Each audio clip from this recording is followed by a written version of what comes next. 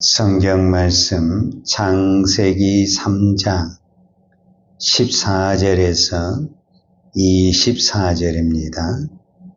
여호와 하나님이 뱀에게 이르시되 내가 이렇게 하였으니 내가 모든 가축과 들의 모든 짐승보다 더욱 저주를 받아 배로 다니고 살아있는 동안 흙을 먹을지니라. 내가 너로 여자의 온수가 되게 하고 내 후손도 여자의 후손과 온수가 되게 하리니 여자의 후손은 내 머리를 상하게 할 것이요 너는 그의 발꿈치를 상하게 할 것이니라 하시고, 또 여자에게 이르시되 내가 내게 임신하는 고통을 크게 더하리니 내가 수고하고 자식을 낳을 것이며 너는 남편을 원하고 남편은 너를 다스릴 것이니라 하시고, 아담에게 이르시되 내가 내 아내의 말을 듣고 내가 내게 먹지 말라 한 나무의 열매를 먹었은즉 땅은 너로 말미암아 저주를 받고 너는 내 평생에 수고하여 그 소산을 먹으리라. 땅이 내게 가시덤불과 엉겅퀴를 낼 것이라. 내가 먹을 것은 밭의 채소인즉 내가 흙으로 돌아갈 때까지 얼굴에 땀을 흘려야 먹을 것을 먹으리니 내가 그것에서 취함을 입었으니라. 너는 흙이니 흙으로 돌아갈 것이니라 하시니라. 아담이 그의 아내의 이름을 하와라 불렀으니 그는 모든 산자의 어머니가 됨이더라. 여호와 하나님이 아담과 그의 아내를 위하여 가죽옷을 지어 입히시니라. 여호와 하나님이 이르시되 보라, 이 사람이 선악을 아는 일에 우리 중 하나같이 되었으니 그가 그의 손을 들어 생명나무 열매도 따먹고 영생할까 하노라 하시고, 여호와 하나님이 에덴 동산에서 그를 보내어 그의 근원이 된 땅을 갈게 하시니라. 이같이 하나님이 그 사람을 쫓아내시고 에덴 동산 동쪽의 그룹들과 두루 도는 불칼을 두어 생명나무의 길을 지키게 하시니라. 아멘. 창세기 3장을 우리가 읽었는데, 창세기 3장에 보면 아담과 하와가 물론 그 뱀의 유혹을 받고 선악과를 따먹었지만 어찌됐든 결론은 하나님 앞에 죄를 지은 거잖아요. 그러면은 창세기 1장 26절과 27절에 보면 하나님이 아담을 창조할 때 하나님의 형상대로 그랬거든요. 그러니까 아담 안에는 우리로 말하면 하나님이 있는 것과 같다, 이렇게 표현할 수가 있죠. 그러면은 하와가 선악과를 따먹을 때, 아담이 선악과를 먹을 때 그때 하나님은 뭐 했는가? 왜 그때 아담과 하와가 죄를 지을 때 하나님은 분명히 보고 계셨을 텐데 왜 막아주지 않았는가? 우리가 이렇게 반문하고 질문할 수 있죠. 왜 아담과 하와가 다 따먹어가지고 이제 자기들의 수치심을 느끼고 나무숲에 숨어 있었잖아요. 그때 찾아와가지고 하나님이 뭐라고 하냐면 3장 9절에 보면 여호와 하나님이 아담을 부르시며 그에게 이르시되 내가 어디 있느냐. 이미 죄를 지어서 숨어 있을 때 왜 하나님은 찾아와서 아담아 어디 있느냐 이렇게 질문을 했을까? 아담이 선악과를 따먹으려고 할 때 내 이놈 이렇게 하면서 너 내가 먹지 말아야겠지.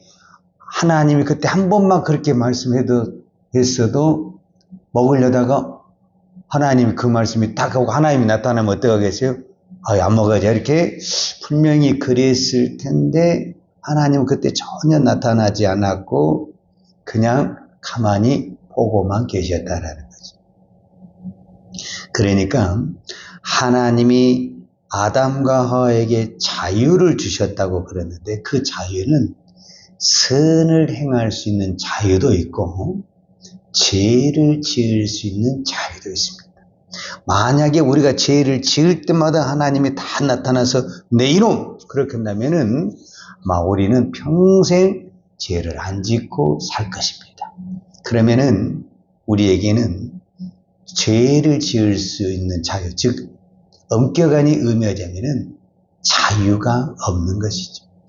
죄를 지을 수 있는 상황에서 죄를 안 지었을 때 그것이 믿음이 되는 것이고 은혜가 되는 것이지, 누구나 죄를 지을 수 없는 상황에서 죄를 안 지는 것은 아무 의미가 없죠.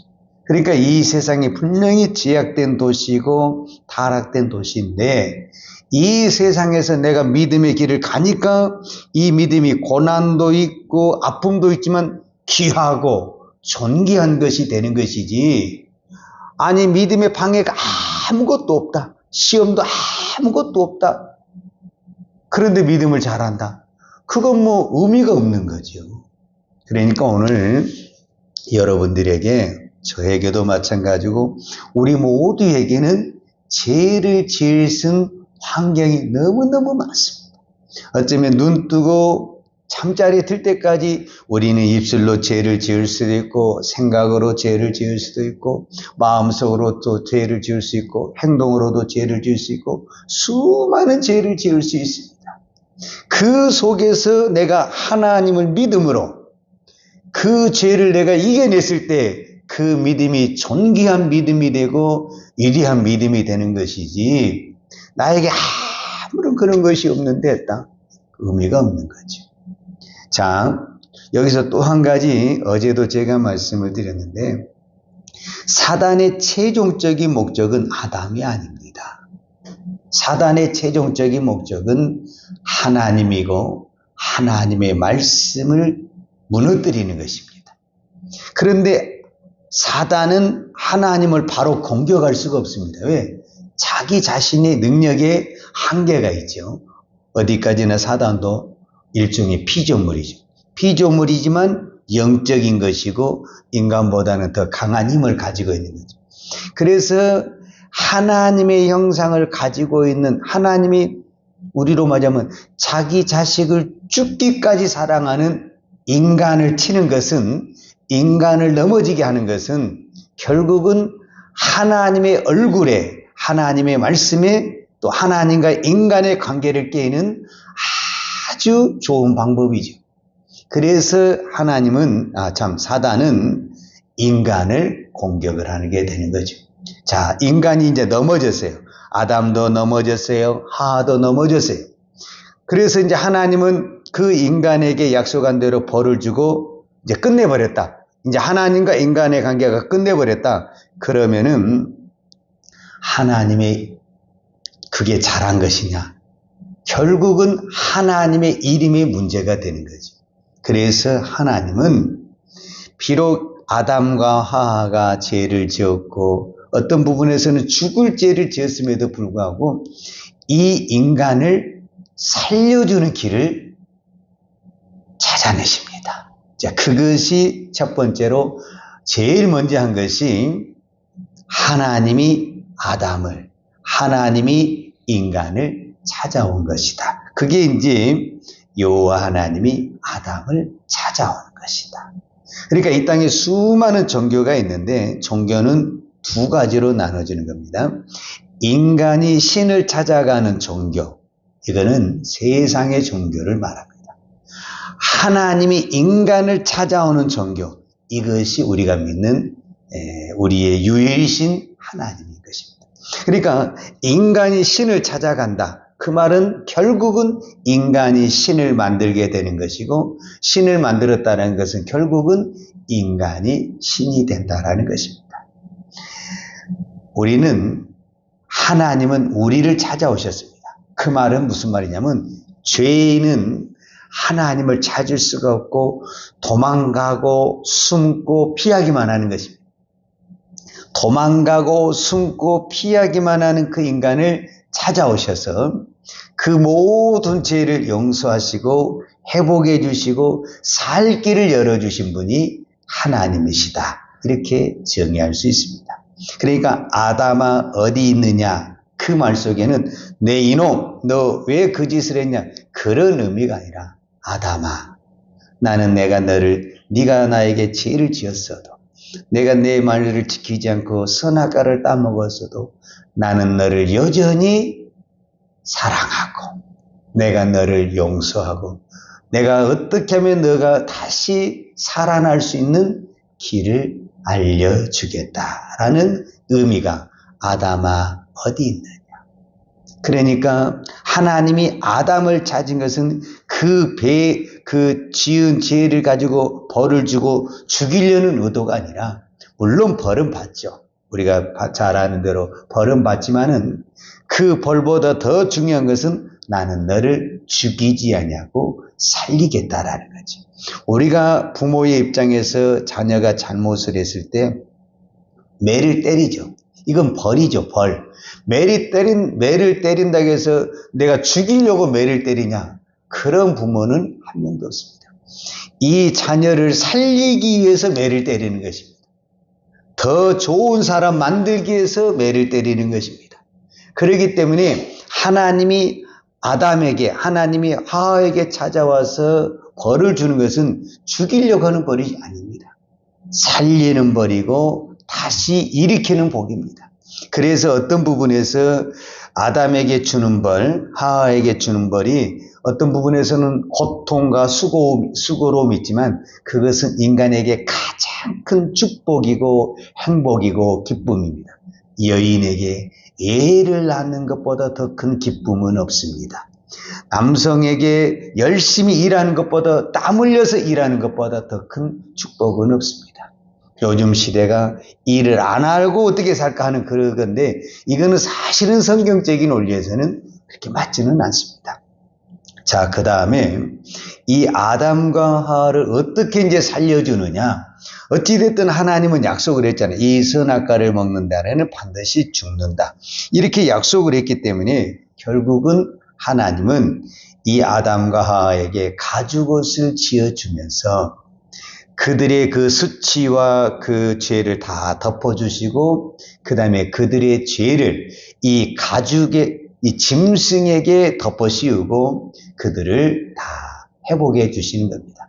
그것이 이제 결국 이 가죽옷이 아담과 하와의 모든 허물을 덮고 그들에게 새 생명을 주었다 한다면 오늘 저와 여러분에게는 예수 그리스도를 통해서 우리의 모든 죄를 덮어주고 우리에게 새 생명을 주었습니다. 아직도 이 땅에는 수많은 사람들이 여전히 죄를 짓고 있습니다. 그 사람에게 오늘 또 하나님은 아담에게 찾아가는 것처럼 찾아갑니다. 하나님이 직접 찾아온 사람도 있고 오늘 우리같이 부족한 사람을 통해서 하나님이 대신 찾아가게 하는 사람도 있습니다. 그래서 어떻든가 그 사람을 부르고 있는 겁니다. 하나님이 아담아 부르는 것처럼 이 땅에 수많은 영혼들을 부르고 있는 것입니다. 거기에 대답만 해도 거기에 네, 제가 여기 있습니다. 이렇게 대답만 해도 하나님은 그의 모든 죄를 다 덮어주시고 살 길을 열어주십니다. 그런데 이 땅에 있는 모든 사람은 아니지만 의외로 많은 사람들이 듣기도 싫어하고 오기도 싫어하고 하나님이 그렇게 사랑을 쏟아 부어도 담을 쌓고 자기 갈 길로 피하고 있고 숨어가고 있습니다.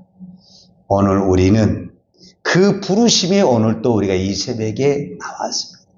그렇기 때문에 아담을 부르신 그 하나님이 오늘 우리를 한 사람 한 사람을 부르시고 우리에게 어떤 죄와 허물이 있을지라도 다 덮어주시고 용서해 주시고 오늘 또 새 은혜를 부어주셔서 이 세상을 이길 수 있는 은혜와 복을 허락해 주실 줄로 믿습니다. 기도하겠습니다.